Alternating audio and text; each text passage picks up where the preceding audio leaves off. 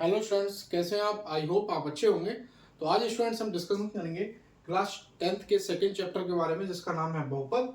और हमारा पहला क्वेश्चन है कि द्विघात बहुपद 6x² प्लस 7x-3 के गुणांक ज्ञात कीजिए तथा गुणांकों और शून्यकों के बीच संबंधों की सततता की जांच कीजिए।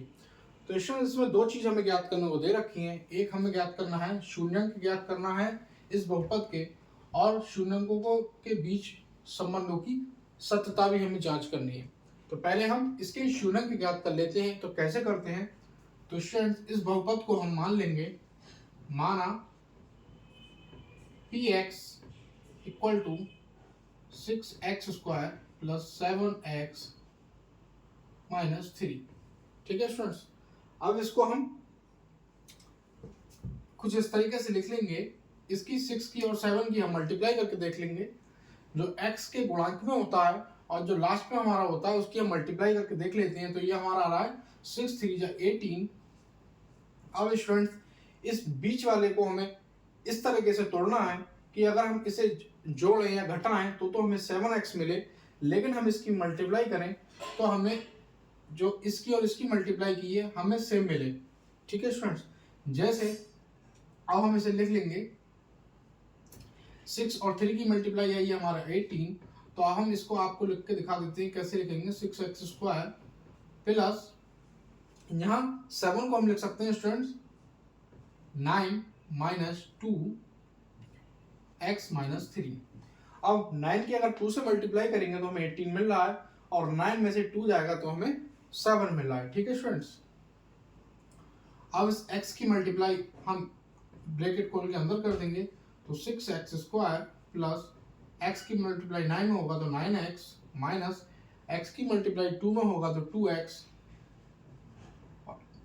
माइनस का 3।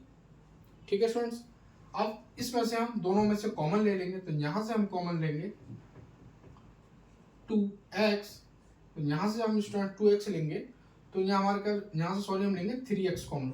यहाँ से जब हम 3x कॉमन लेंगे तो यहाँ हमारा बचेगा 2x, क्योंकि यहाँ से हमारा एक x आ जाएगा, एक 3 आ जाएगा, अंदर हमें कितना हो जाएगा 2x बचेगा, प्लस यहाँ x हमारा बाहर आ गया और 3 हमने कॉमन ले लिया तो अंदर हमारा 3 बचेगा। ठीक है स्टूडेंट्स, ऐसे यहाँ पे हम माइनस का 1 कॉमन ले लेंगे। जहाँ माइनस का कोई कॉमन लेते हैं तो अंदर वाला चिन्ह हमारा माइनस का है तो क्या हो जाएगा, प्लस का हो जाएगा। तो ये हमारा आ जाएगा 2x प्लस 3।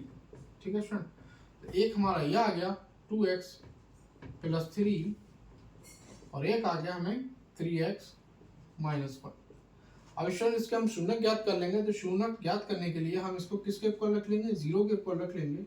तो 2x प्लस 3 इक्वल टू 0 और 3x माइनस 1 इक्वल टू 0। तो यहाँ से स्टूडेंट जब x की वैल्यू हम निकालेंगे तो 3 उधर जाएगा, माइनस का हो जाएगा, और 2 इसके अपॉन में आएगा स्टूडेंट्स, तो क्या हो जाएगा, x की वैल्यू हो जाएगी -3/2। ऐसे ही स्टूडेंट इसकी हम वैल्यू निकालेंगे तो 3x, ये 1 इक्वल के उधर जाके इधर माइनस का है तो वहाँ प्लस का हो जाएगा, और x की वैल्यू हम निकालेंगे तो जब 3 को हम इधर भेजेंगे तो इसके अपॉन में आ जाएगा, तो आएगा 1/3। तो जो p है, जो हमारे इस बहुपद के शून्यंक है वो क्या आ गए, px इक्वल टू -3/2, 1/3। ठीक है स्टूडेंट्स, ये हमारे इसके शून्य हमने ज्ञात कर लिए हैं। अब हमारा दूसरा पार्ट बचा है, यहाँ हमें गुणांकों और शून्यकों के बीच संबंधों की सत्यता ज्ञात करनी है। तो कैसे करें हैं, सत्यता की जांच कैसे करते हैं, आइए देखते हैं। तो स्टूडेंट, जो हमारी वैल्यू निकल के आई है इसको हम क्या कर लेंगे, एक को अल्फा मान लेंगे और एक को बीटा मान लेंगे। तो माना अल्फा इक्वल टू -3/2 और बीटा इक्वल टू 1/3। ठीक है स्टूडेंट्स, अब इसका नाम रख लेंगे समीकरण 1 इस बहुपद का, और हम इसकी तुलना किससे कर देंगे, समीकरण 1 की तुलना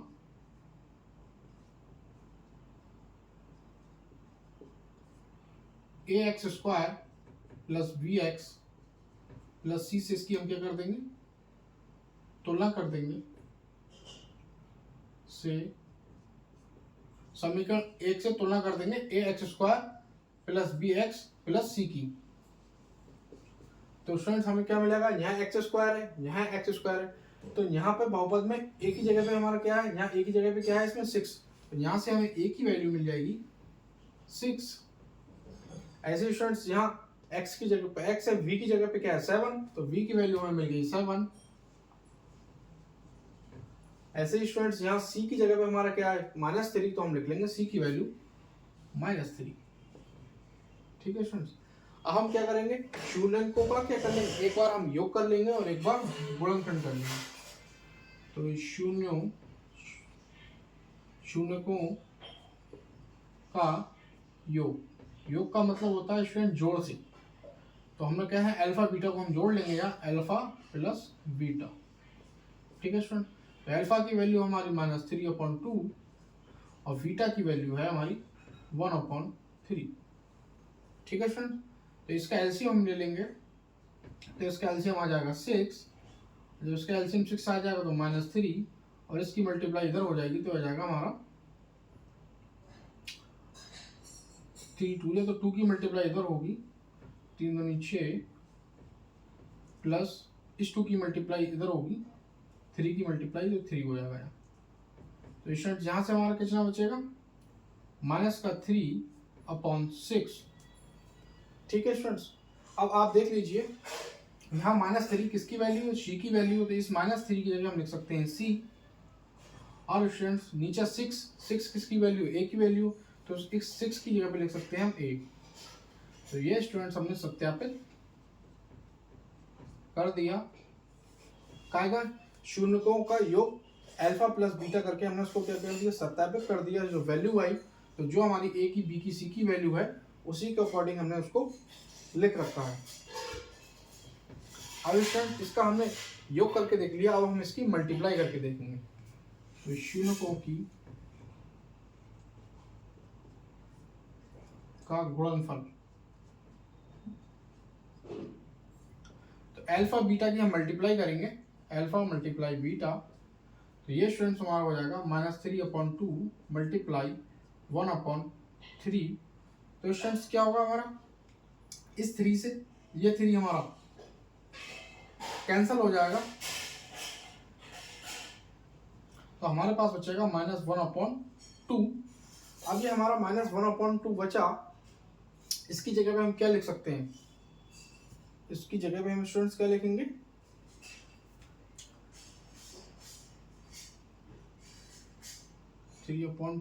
3/2 की जगह पे हम लिख सकते हैं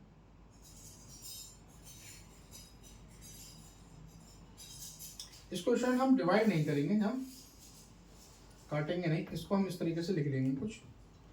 अल्फा की वैल्यू है हमारी -3/2 और बीटा की वैल्यू है 1/3। तो ये स्टूडेंट्स हो जाएगा हमारा -3 और नीचे हो जाएगा 6। तो स्टूडेंट्स इस -3 की जगह हम क्या लिख सकते हैं, -3 c लिख सकते हैं, और 6 किसकी वैल्यू हमारी a की वैल्यू, तो इसकी जगह हम क्या लिख सकते हैं 6 को a। तो ये भी स्टूडेंट्स हमने क्या कर दिया, सत्यापित कर दिया। यही स्टूडेंट्स इस क्वेश्चन का आंसर हो गया। आई होप स्टूडेंट्स आपको समझ आया होगा। पहले इस बहुपद को हमने क्या करा, इसको अलग अलग कर लिया, उसके बाद यहाँ से हमने शून्य ज्ञात कर लिए, इसके जो शून्य का है उसको हमने अल्फा बीटा मान लिया, और फिर इस बहुपद को समीकरण 1 मान के ax² + bx + c से इसकी तुलना कर दी। जब हमने तुलना की तो a की जगह पे जो वैल्यू थी वो लिख ली, b की जगह पे जो वैल्यू थी वो लिख ली, c की जगह पे जो वैल्यू थी वो लिख ली। उसके बाद एक बार हमने इसका शून्यकों का योग कर दिया, अल्फा प्लस बीटा का जो हमारा योग आया, जो वैल्यू थी उससे हमने जहाँ c की वैल्यू थी वहाँ c लिख दिया, जो a की वैल्यू थी वहाँ a लिख दिया।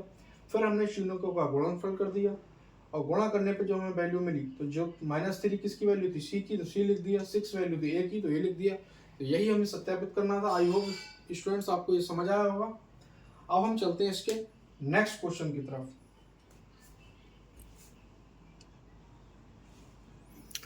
स्टूडेंट नेक्स्ट क्वेश्चन है हमारा सेकंड क्वेश्चन, द्विघात बहुपद x² - 9 के शून्य ज्ञात कीजिए तथा गुणांकों और शून्यकों के बीच संबंधों की सत्यता की जांच कीजिए। स्टूडेंट क्वेश्चन हमारा सेम है, लेकिन हमारा बहुपद यहाँ दूसरी तरीके से है, तो हम इसे कैसे सॉल्व करते हैं आइए जानते हैं। अगर आप चैनल पर नए हैं और वीडियो को लाइक नहीं किया तो लाइक कीजिए, चैनल को सब्सक्राइब कीजिए। मैं आपके लिए 9, 10, 11, 12 सारे क्लासेस के लिए मैथ के सारे वीडियो इस चैनल पे जल्दी ही अपलोड करने वाला हूँ। तो शायद इसको मान लेगा हम px, तो px equal to X square minus 9। अब आप देखिए इस 9 को हम किस तरीके से लिख सकते हैं, इसे हम लिख सकते हैं एक्स स्क्वायर माइनस 3 का स्क्वायर। ठीक है स्टूडेंट, तो इसका मतलब यही रहेगा, क्योंकि 3 की 3 से मल्टीप्लाई होगी तो हमारा 9 आ जाएगा। अब शायद हमने एक फॉर्मूला पढ़ा था ए स्क्वायर माइनस बी स्क्वायर का, क्या होता है ए प्लस बी ए माइनस बी। अब सेम ए स्क्वायर माइनस बी स्क्वायर की कंडीशन में ये आपको बहुपद दिख रहा है, तो इसको हम कैसे करके लिखेंगे, एक बार प्लस में एक बार माइनस में। तो इस एक्स स्क्वायर माइनस 3 का स्क्वायर को हम लिख सकते हैं x plus 3 x minus 3। I hope students आपको यहाँ तक समझ आया होगा। अब हम यहाँ करेंगे इसके शून्य ज्ञात कर लेंगे। तो कैसे करेंगे, इन दोनों को 0 के इक्वल रख देंगे, तो x प्लस 3 इक्वल टू 0 और x माइनस 3 इक्वल टू 0। ठीक है स्टूडेंट्स, तो x ये 3 उधर जाएगा इक्वल के, तो माइनस का हो जाएगा माइनस का 3, और x इक्वल टू माइनस का 3 उधर जाके प्लस का 3 हो जाएगा। तो ये स्टूडेंट्स px क्या आ गए हमारे माइनस 3, ये हमारे आ गए एक्स स्क्वायर माइनस 9 के शून्य हमने ज्ञात कर लिए माइनस 3 और 3। अब स्टूडेंट्स इसके संबंधों की सत्यता हमें जांचना है, तो कैसे जांचेंगे हम, इस दोनों को हम मान लेंगे अल्फा और बीटा। तो माना अल्फा इक्वल टू माइनस 3 और बीटा इक्वल टू 3। ठीक है स्टूडेंट्स, अब इसको स्टूडेंट्स मान लेंगे हम समीकरण 1। ठीक है स्टूडेंट्स, तो यहाँ हम लिखेंगे a x square plus b x plus c की तुलना समीकरण 1 से करने पर। जो समीकरण 1 है एक्स स्क्वायर माइनस 9, इसकी तुलना हम किससे कर देंगे, a x square plus b x plus c से। तो स्टूडेंट एक्स स्क्वायर की जगह एक्स स्क्वायर, ए की जगह पे कुछ नहीं, तो ए की वैल्यू क्या आएगी 1। ठीक है स्टूडेंट्स, अब यहाँ बी वाला पोर्शन दिया ही नहीं गया है, तो बी की वैल्यू हमारी यहाँ से क्या आएगी 0, और स्टूडेंट सी की जगह पे दिया गया है माइनस का 9, तो सी की वैल्यू आएगी माइनस का 9। ठीक है स्टूडेंट, अब हम क्या करेंगे, इसके शून्यकों के एक बार इसको जोड़ लेंगे और एक बार इसको गुणा कर लेंगे। तो शून्यकों का योग का मतलब होता है जोड़ना, तो लिख लेंगे अल्फा प्लस बीटा जो हमने यहाँ माना है। तो अल्फा हमारा कितना है -3 और प्लस बीटा हमारा कितना है 3। ठीक है स्टूडेंट, अल्फा और बीटा हमारा क्या है -3 और 3, तो इससे ये कट जाएगा, तो यहाँ क्या जाएगा 0। और स्टूडेंट इस 0 का अपॉन हम क्या लिख सकते हैं 1 लिख सकते हैं। तो 0 हमारी काय की वैल्यू b की वैल्यू है, तो इस 0 की जगह हम लिख सकते हैं v, और 1 काय की वैल्यू a की, तो इसकी जगह लिख सकते हैं हम 1 की जगह पे a। तो ये हमारा क्या हो गया सत्यापित हो गया। ठीक है स्टूडेंट्स, ऐसे ही हम इसका गुणनफल करके देख लेंगे। तो शून्यकों का गुणनफल मल्टीप्लाई अल्फा मल्टीप्लाई बीटा। तो अल्फा है -3 और बीटा है हमारा 3। तो स्टूडेंट्स क्या हो जाएगा ये हमारा, जब इसके मल्टीप्लाई करेंगे तो स्टूडेंट्स ये हमें मिलेगा यहाँ से माइनस का 9, और इसके अपॉन में कुछ नहीं है तो हम लिख सकते हैं 1। तो -9 हमारी काय की वैल्यू है यहाँ सी की, और 1 काय की वैल्यू है ए की, तो हम इसे रख सकते हैं सी अपॉन ए। तो ये भी हमारा सत्यापित हो गया। तो स्टूडेंट्स यही इस क्वेश्चन का फाइनल आंसर है। जो हमसे पूछा था एक्स स्क्वायर माइनस 9 के शून्य ज्ञात करना, हम इसके शून्य ज्ञात कर लिए। उसके बाद बारी बारी से हमने इसको अल्फा बीटा मान लिया, इसकी बहुपद को तुलना कर दी हमने ए x square plus b x plus c से। यहाँ से ए की वैल्यू 1 मिली, बी की वैल्यू 0 मिली, सी की वैल्यू -9 मिली हमें। फिर हमने शून्यकों का योग कर दिया, अल्फा प्लस बीटा को जोड़ दिया। उसके बाद हमें ये हमने सत्यापित कर दिया। फिर शून्यकों का हमने गुणनफल कर दिया, गुणा कर दी, तो हमें C/A मिला, इसको भी हमने सत्यापित कर दिया। आई होप स्टूडेंट्स आपको वीडियो अच्छा लगा हो। अगर आपको वीडियो अच्छा लगा हो, चैनल पे नए हैं तो आप चैनल को सब्सक्राइब कर लीजिए, वीडियो को लाइक कीजिए, कमेंट बॉक्स में बताइए आपको मेरे समझाने का तरीका कैसा लगा। Thanks for watching.